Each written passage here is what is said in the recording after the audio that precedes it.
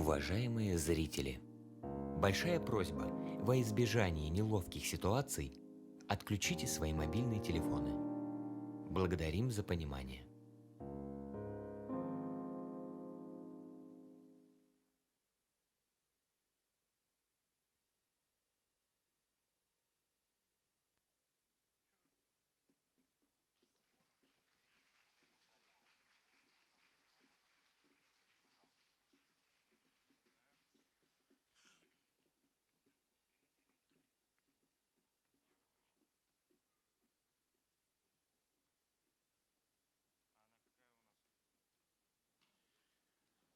Добрый день, дорогие ребята и уважаемые взрослые. Мы очень рады видеть вас в уютном, обновленном зале Удмуртской государственной филармонии. И очень надеемся, что эта встреча у нас не последняя. Например, совсем скоро, уже 2 февраля будущего года, на этой сцене состоится премьера концертной программы оркестра «Золотая мелодия», которая называется «В гостях у сказки». Трубадур и принцесса, львенок и черепаха, капитан Врунгель, малыш и Карлсон. Эти и другие персонажи любимых мультфильмов вместе с оркестром «Золотая мелодия» расскажут удивительную музыкальную историю о веселых приключениях и настоящей дружбе. В концерте примут участие солисты филармонии. Художественное слово – заслуженный артист Удмуртской республики Алексей Городилов. Не пропустите, 2 февраля в 14 часов. Будет интересно. А сегодня в рамках проекта «Сказки с оркестром» вас ждет встреча с замечательной сказкой Александра Сергеевича Пушкина «Золотой петушок». Этот концерт мы посвящаем 220-летию со дня рождения великого русского поэта. Сказка «Золотой петушок» прозвучит для вас в исполнении оркестра «Золотая мелодия». Текст читают Светлана Поторочина и Юлия Галиханова. Дирижер Лев Накоряков.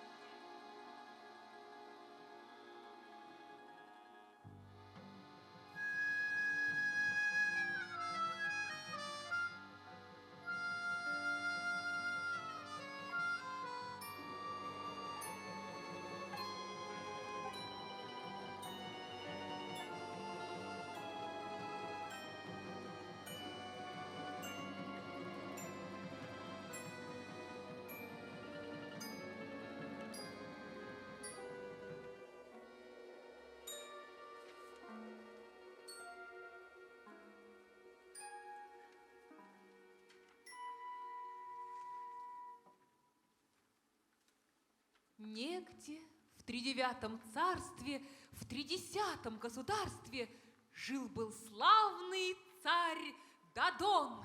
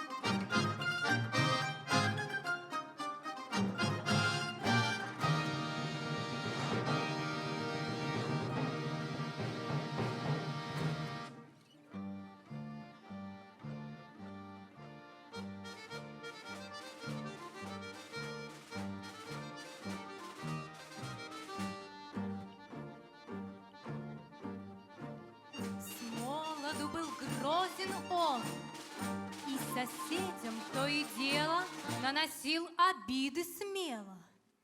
Но под старость захотел отдохнуть от ратных дел и покой себе устроить. Тут соседи беспокоить стали старого царя, страшный вред ему творя. Чтоб концы своих владений охранять от нападений, должен был он содержать многочисленную рать.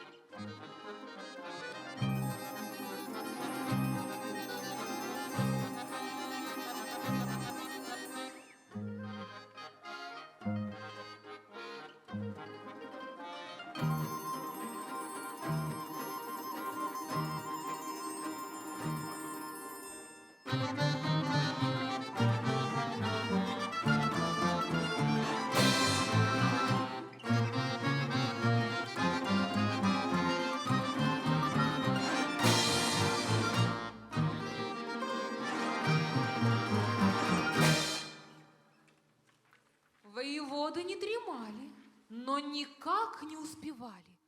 Ждут, бывало, с юга. Глядь, ан с востока лезет рать. Справят здесь лихие гости, идут от моря. Со злости инда плакал царь Дадон, инда забывал и сон. Снова тучи надо мною собрались в тишине. Рок завистливый бедою угрожает снова мне. Но, предчувствуя разлуку, неизбежный грозный час, сжать твою, мой ангел, руку я спешу в последний раз.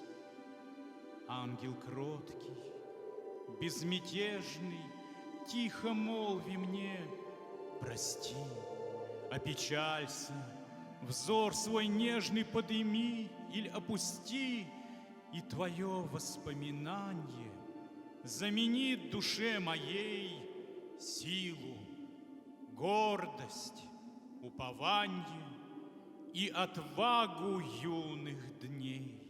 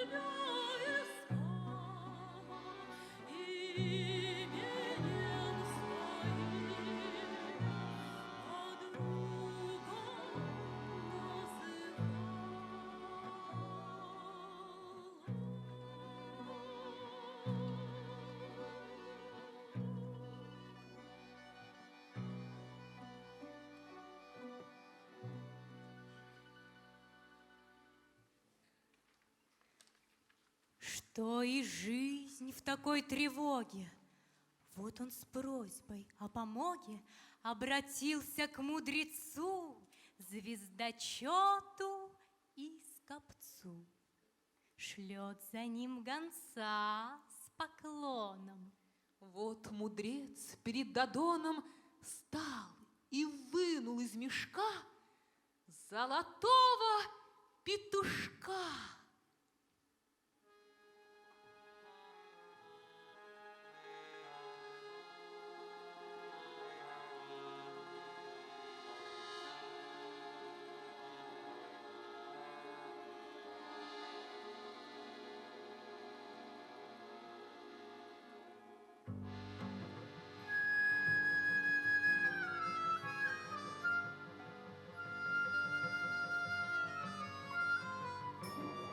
Посади ты эту птицу, молвил он царю, на спицу. Петушок мой золотой будет верный сторож твой. Коль кругом все будет мирно, так сидеть он будет смирно. Но лишь чуть со стороны ожидать тебе войны, иль набега силы бранной, иль другой беды незваной. Вмиг тогда мой петушок приподымет гребешок, закричит и встрепенется, и в то место обернется. Царь скопца благодарит, горы золота сулит. За такое одолжение, говорит он в восхищении, волю первую мою я исполню, как мою. Петушок с высокой спицы стал стеречь его границы. Чуть опасность где видна, верный сторож, как со сна, шевельнется, встрепенется, к той сторонке обернется и кричит: «Кирикуку! Царствуй лежа на боку!» И соседи присмирели, воевать уже не смели.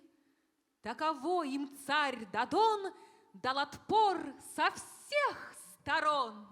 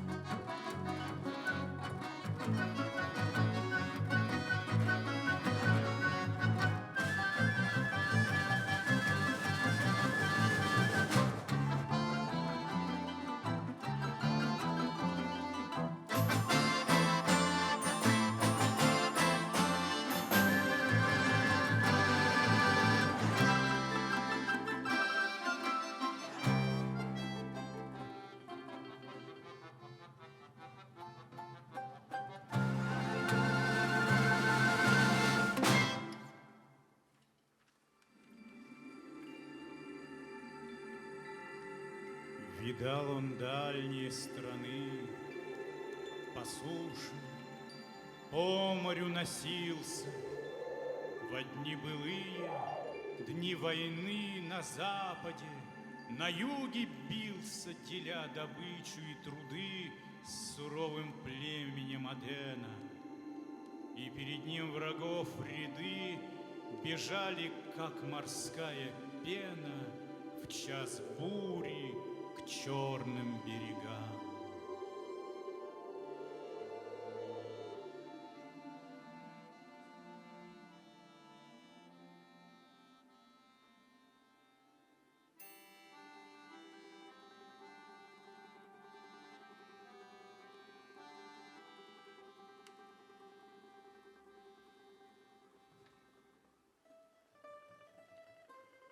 Внимал он радостным хвалам и арфам скальдов иступленных, в жилище сильных пировал, и очи дев иноплеменных красою чуждой привлекал.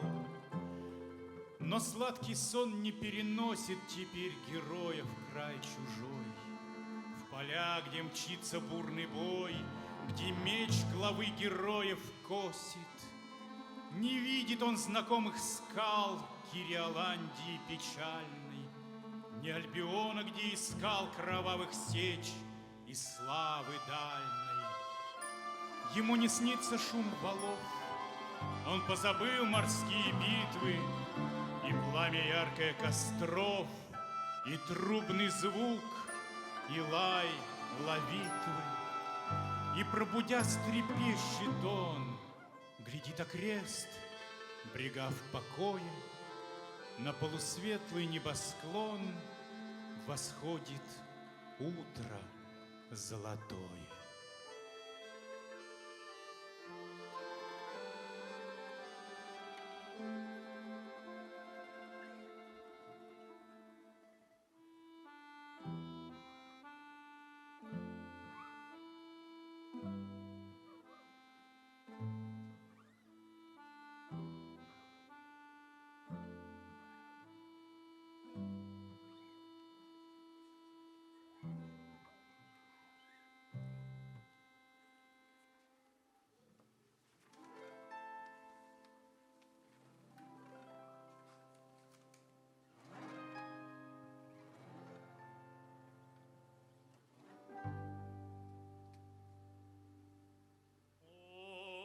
Ты темная дубравушка, расступись, дай мне дороженьку сквозь туман слезу горючую. Я не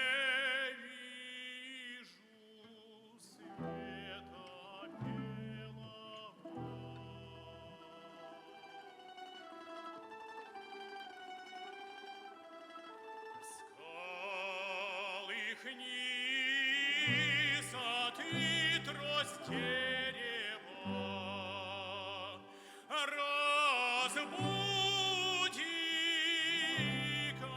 Ильмень озера, людям стали уж не надобны мои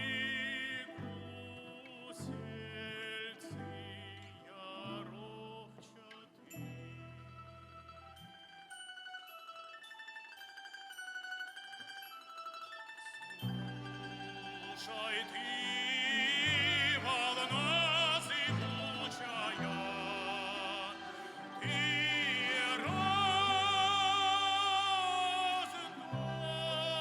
раздолице широкое,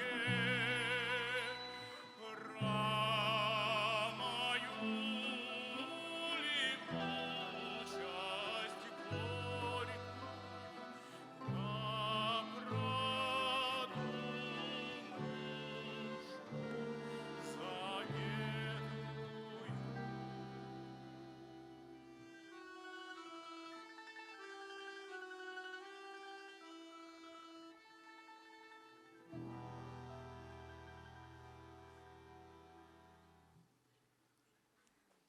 Год, другой проходит мирно, петушок сидит все смирно. Вот однажды царь Дадон страшным шумом пробужден. Царь ты наш, отец народа, возглашает воевода. Государь, проснись, беда! Что такое, господа? Говорит Дадон, зевая. А? Кто там? Беда какая?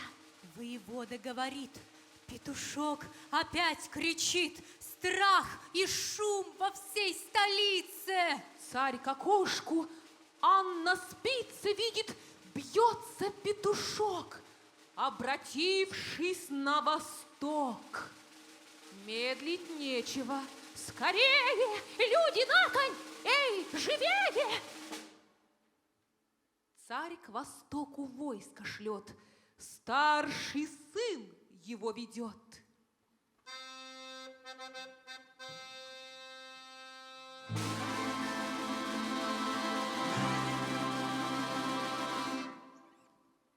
Петушок угомонился, шум утих, и царь забылся. Вот проходит 8 дней, а от войска нет вестей. Было ли, не было ли сражения, нет до Дону донесения. Петушок кричит опять. Кличет царь другую рать. Сына он теперь меньшого шлет на выручку большого.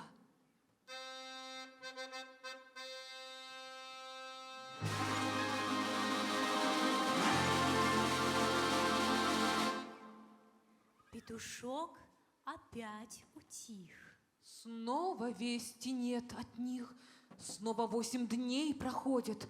Люди в страхе дни проводят. Петушок кричит опять. Царь скликает третью рать и ведет ее к востоку, сам не зная, быть ли проку.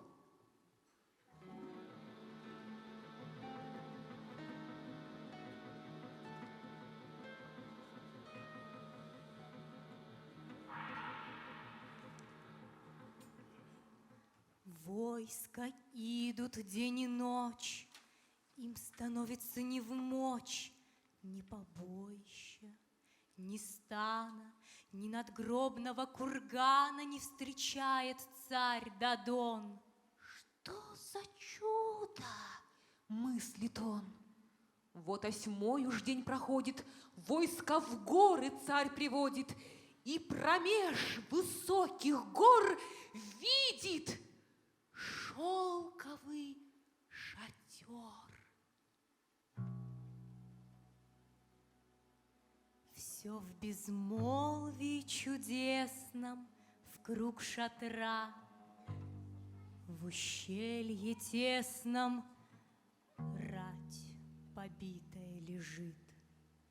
Царь Дадон к шатру спешит.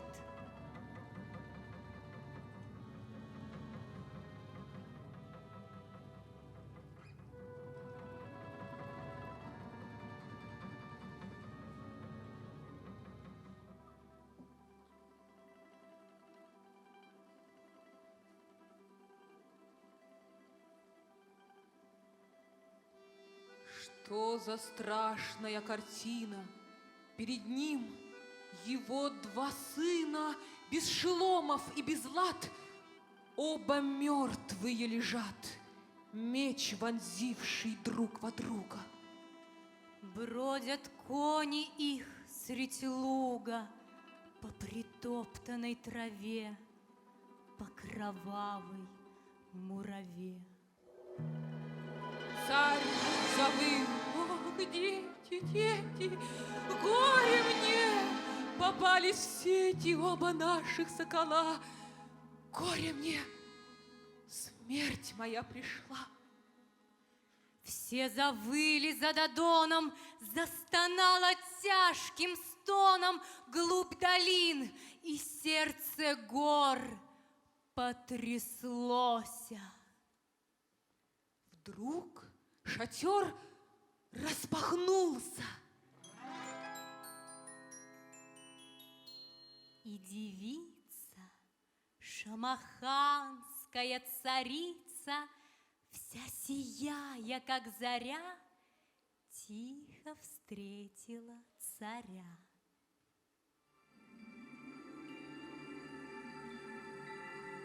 Там, где море вечно плещет на пустынные скалы, где луна теплее блещет в сладкий час вечерней мглы, где в гаремах, наслаждаясь, дни проводит мусульман, там волшебница, ласкаясь, мне вручила талисман.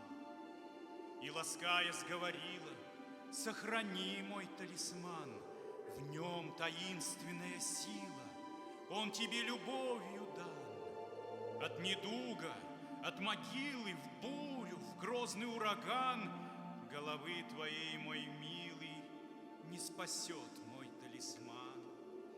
И богатствами Востока он тебя не одарит, и поклонников пророка он тебе не покорит, и тебя на лоно друга от печальных чуждых стран в край родной, на север с юга не умчит мой талисман.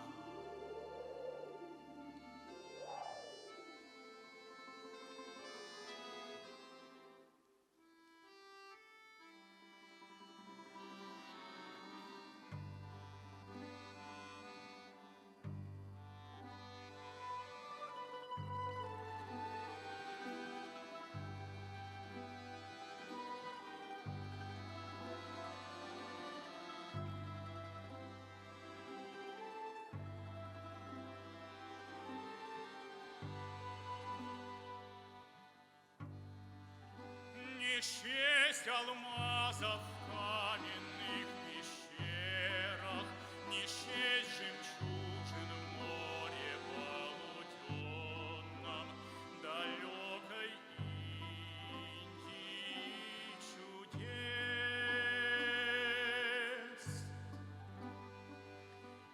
Есть на теплом море чудный камень яхонт.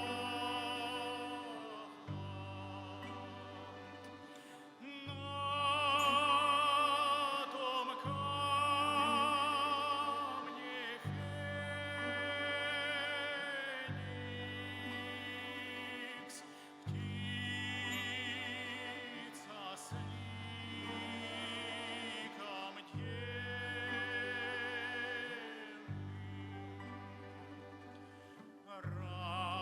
Райские все песни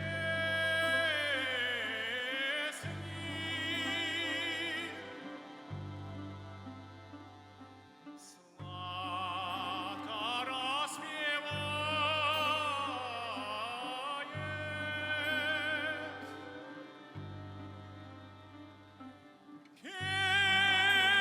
Перья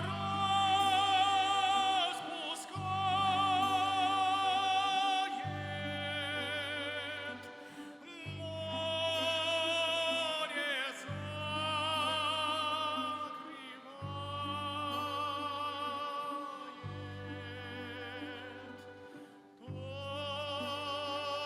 Ту птицу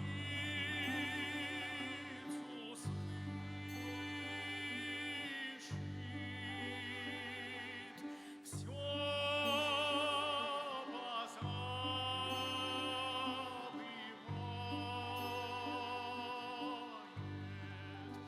Не счесть алмазов в каменных пещерах, не счесть жемчужин в море полутемном, далекой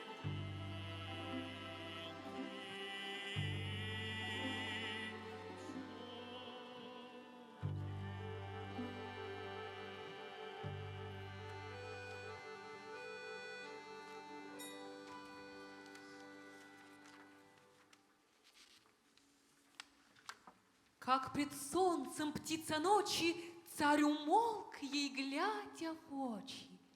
И забыл он перед ней смерть обоих сыновей.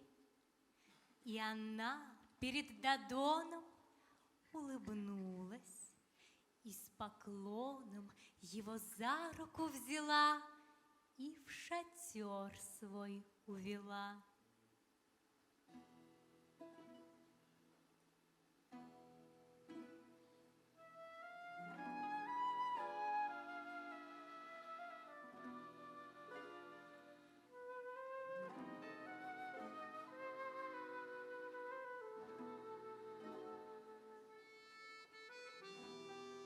Там за стол его сажала, всяким яством угощала, уложила отдыхать на парчевую кровать. И потом неделю ровно, покорясь ей безусловно, околдован, восхищен, пировал у ней Дадон.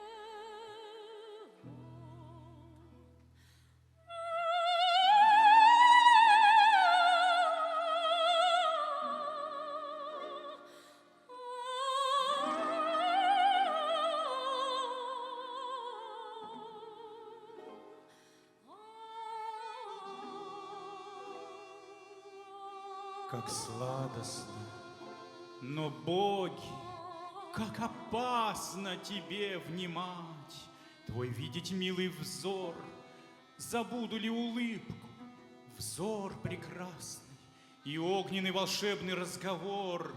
Волшебница, зачем тебя я видел, узнав тебя, блаженство я познал и счастье мое возненавидел. Наконец, и в путь обратный со своей силой ратной и с девицей молодой царь отправился домой. Перед ним молва бежала, быль и небыль разглашала. Под столицей, близ ворот, с шумом встретил их народ. Все бегут за колесницей, за Дадоном и царицей. Всех приветствует Дадон.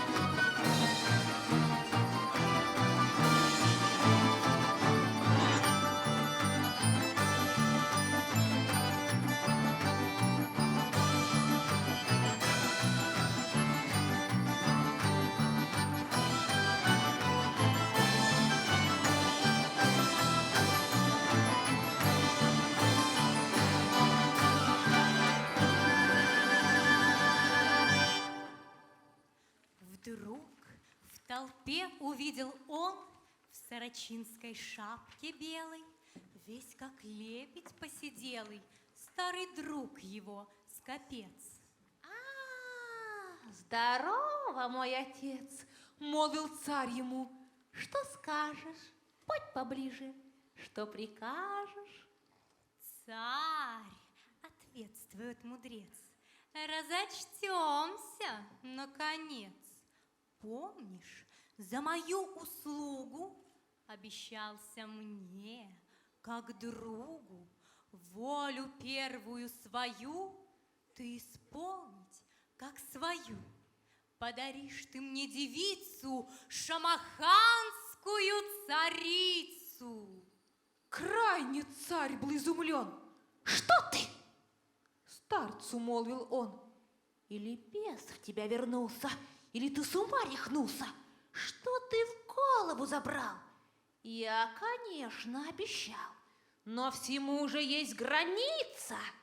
И зачем тебе, девица? Полно! Знаешь ли, кто я? Попроси ты от меня хоть казну, хоть чин боярский, хоть коня с конюшни царской, хоть полцарства моего. Не хочу я ничего. Подари ты мне девицу шамаханскую царицу. Тьфу ты, пропасть лих же нет. Ничего ты не получишь. Зря себя ты, грешник, мучишь. Убирайся, цел пока, оттащите старика. Старичок хотел заспорить, но с иным накладно вздорить. Царь хватил его жезлом по лбу. Тот упал ничком, да и дух вон. Вся столица содрогнулась, а девица хи-хи-хи, да ха-ха-ха, не боится знать греха. Царь хоть был встревожен сильно, усмехнулся ей умильно. Вот въезжает в город он. Вдруг раздался легкий звон, и в глазах у всей столицы петушок вспорхнул со спицы, к колеснице полетел и царю на темя сел. Встрепенулся, клюнул в темя и взвился. И в то же время с колесницы пал Дадон. Ахнул раз, и умер он. А царица вдруг пропала, будто вовсе не бывало. Сказка ложь? Да в ней намек. Добрым молодцам урок.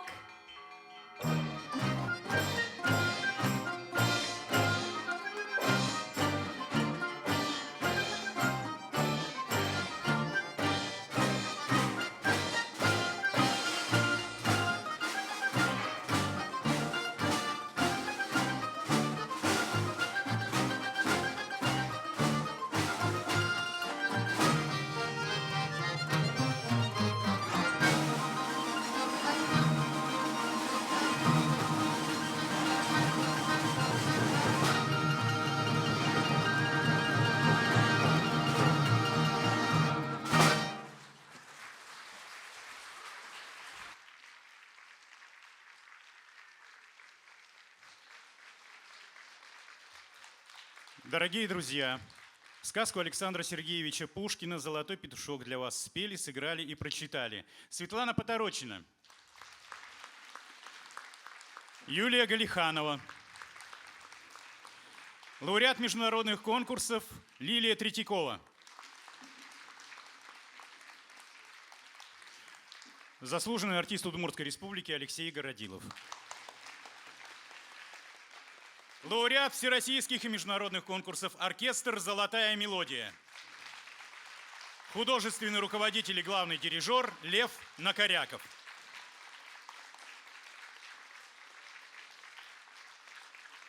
читайте Пушкина и любите сказки. Ну и, конечно, слушайте музыку, но только хорошую. До новых встреч!